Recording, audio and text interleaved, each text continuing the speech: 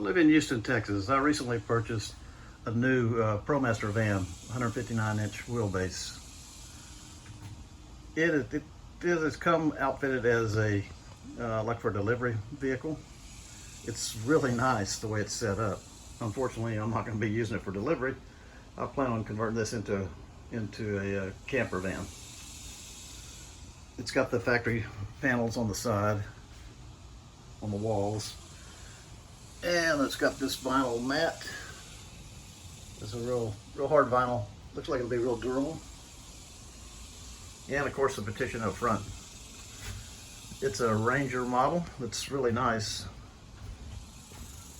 It's got the window, and it'll latch in either the open position or closed.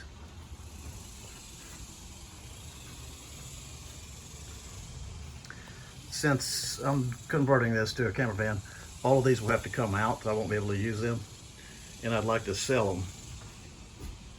So if you're interested in one of the components, either the partition, the wall coverings, or the mat, just reply to my email address. It'll be posted below this.